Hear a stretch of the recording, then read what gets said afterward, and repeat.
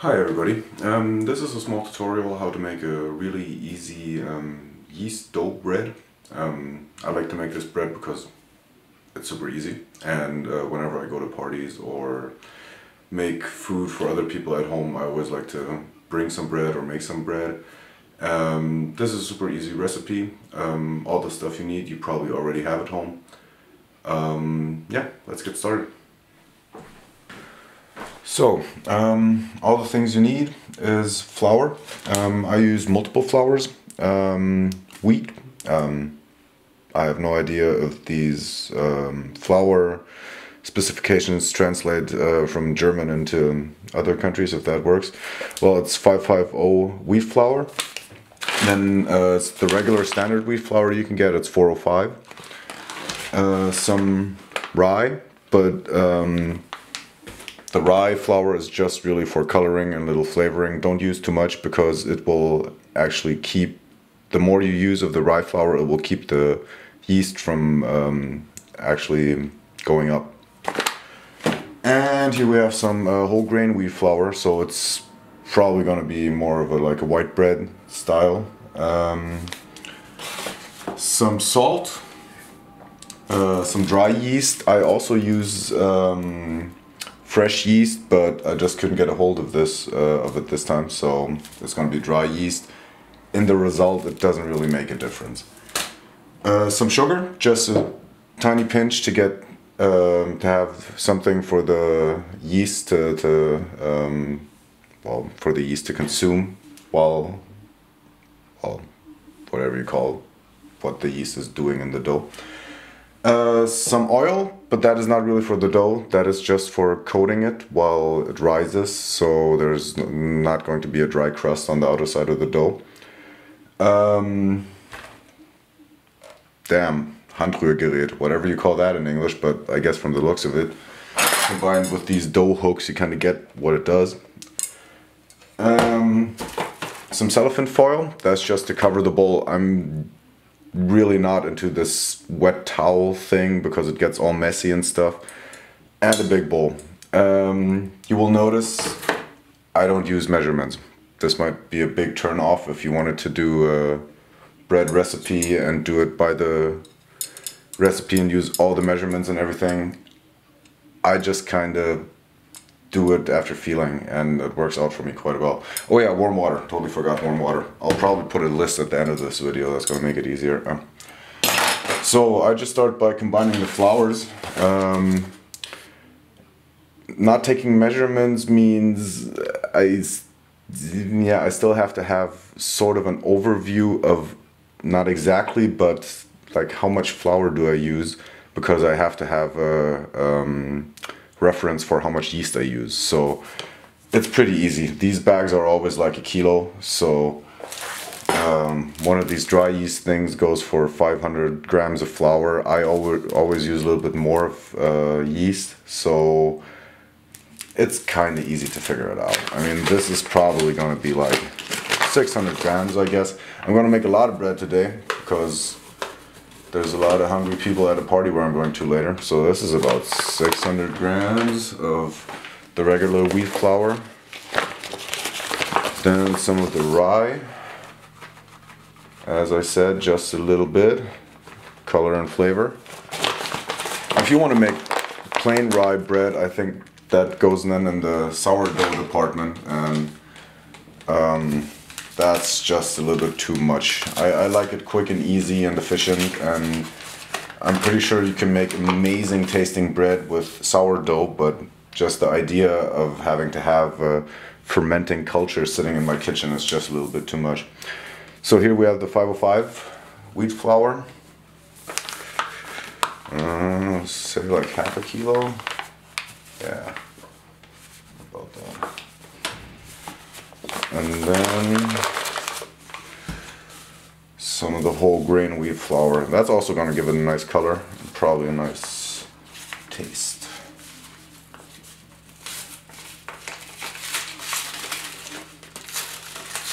Great, and I completely ripped that bag open the wrong way.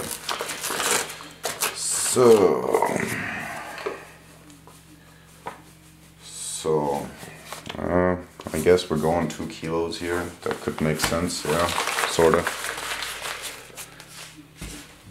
So, salt. You can go wrong with way too much salt, too little salt, but the range, like where you reach the point where it's way too much or way too little, is pretty long or wide. So I basically would say 2 kilos, that's a fine amount. That's pretty much it. Maybe a little more just to be safe. I mean, you don't want your bread to not taste like anything. It's basically, this is just a multiplier for taste. So some sugar, just a little bit, not too much, just like this. You don't want it to be sweet. It's just for the yeast, so the yeast doesn't only have to feed on the flour, but also get some sugar. With the yeast, a lot of people do activate their dry yeast in warm water or anything like that. I don't. I don't know if there are different types of dry yeast, but I basically just mix it under the flour and then add warm water.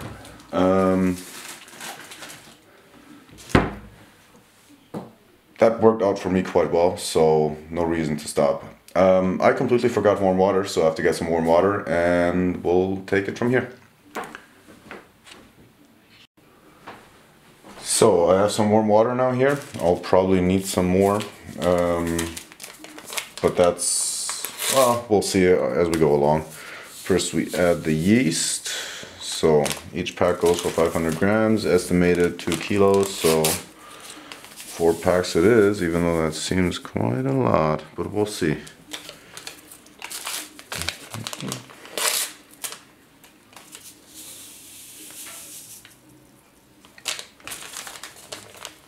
I'm just gonna add, this seems like an awful lot of dry yeast, so I'm just gonna add some more flour.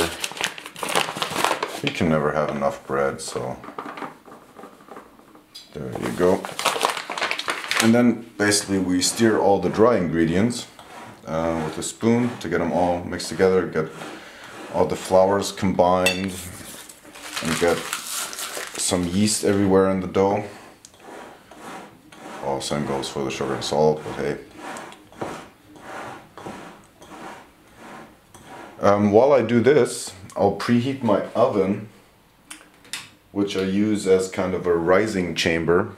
By preheating, I mean I turn it on for, I guess, 20 to 30 seconds, just to get a warm environment in there where the dough will rise faster than just at room temperature.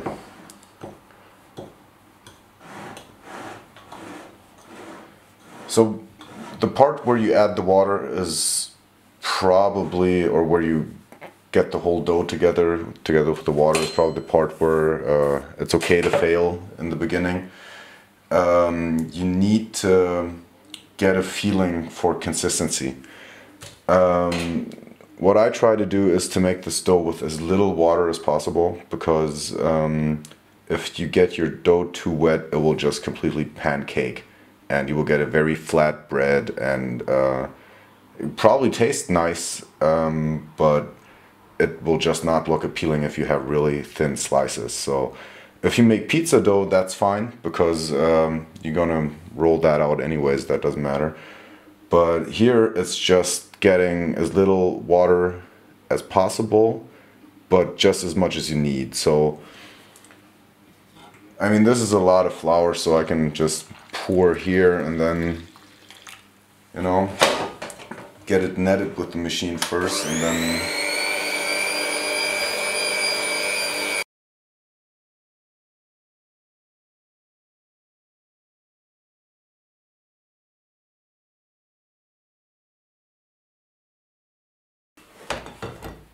I'm just gonna get some more water just in case.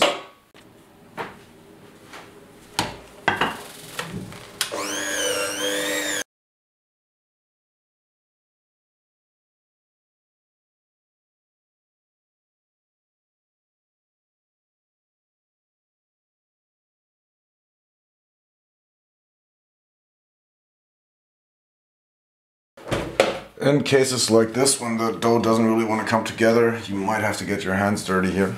And just flip it around once, because a lot of the dry ingredients will stay at the bottom, like here. Then get the dry ingredients on top and get them integrated into the dough.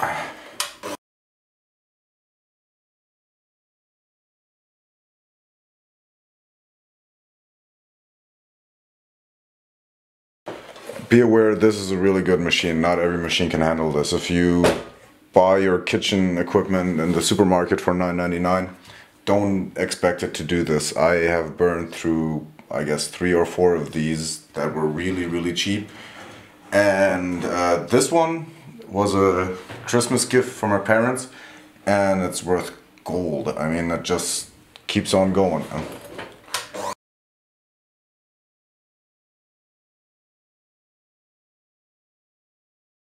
Don't give in to the urge to give it more water just to make it easier, because now we're really getting the consistency that we're looking for.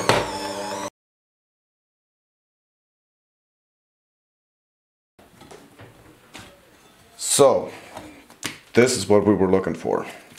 Compact dough, one mass, same consistency all over. And this is going to rise for, say about 45 minutes in this bowl. And then we'll bring it in shape. This is actually going to be 2 breads. You can make 4 thin rolls out of it that will go up in sort of baguette shape, but today I'm going to make just 2 larger breads. So after it rose in the bowl, I'm going to divide it up, net it again, put it in the oven again to rise, already in the shape of like the bread shape we would like. So what we do now is we slightly cover the whole thing in oil, not too much. This is sunflower seed oil. Usually I only have olive oil at home, that also works fine. Just cover it with that, it's just so it doesn't dry out.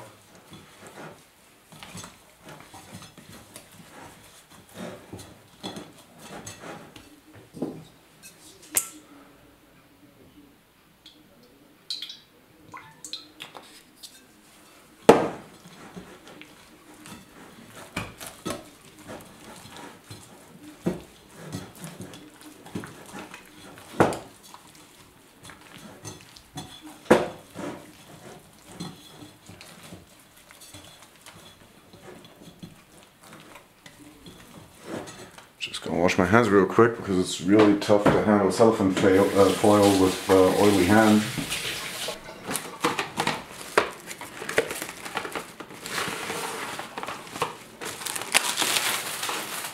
Great. First try cellophane foil catastrophe, ripped in 2 pieces, but here we go.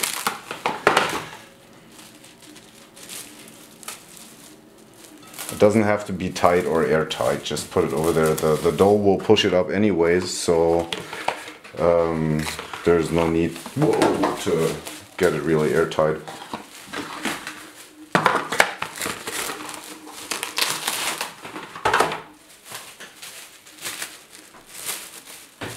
Really pretty here. So, this goes in the oven now.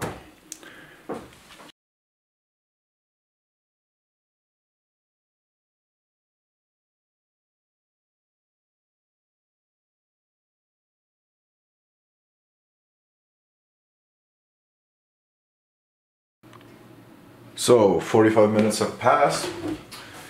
As you can see, the dough has definitely risen, doubled in size basically. That's exactly what we're looking for in this period. Turning on the oven for 30 seconds again to get some new heat on.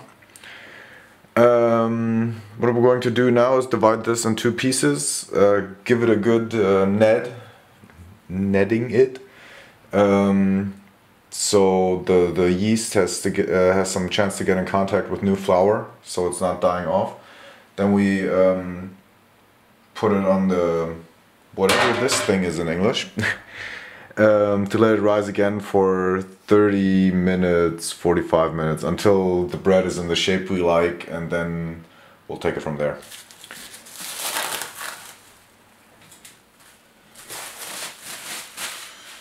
That's looking good. Oh yeah, and we slightly oil the... God, what is this? Oh, it's Backblech in German. No idea what you call it in English.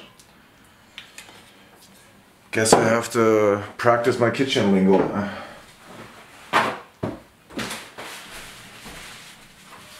Just a thin layer of oil so it won't stick.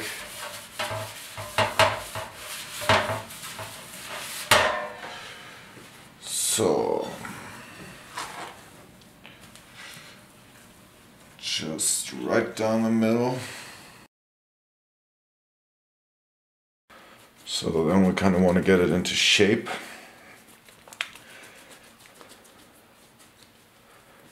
Doesn't matter if they're like long cracks in it, just it's nice if these are actually turned up. It will give, when the bread rises again and then gets baked, it's gonna give it a nice look.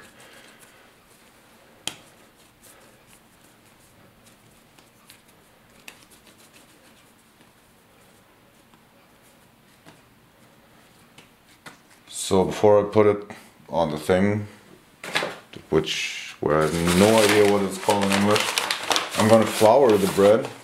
That's just use this. It's also more a look thingy. I think they look really nice when they have flour on top. Just be generous.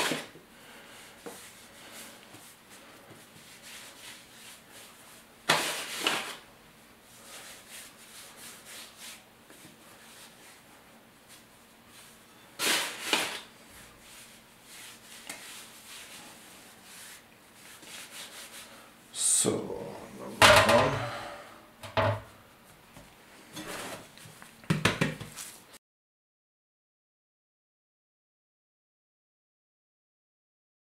What I'm gonna do now is slice them. So, I mean, on this one it wouldn't have been necessary because it already has this nice crack in the middle.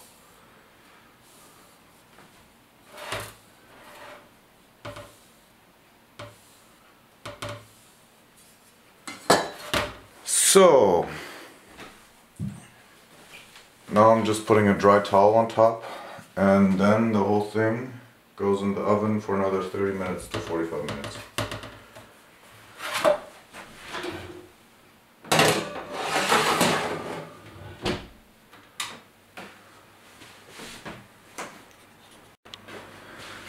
So, what happened is that when I put the bread in the oven to rise for the second time in the last bit, remember when I said just 30 seconds heating it to get a nice temperature in it for it to rise again?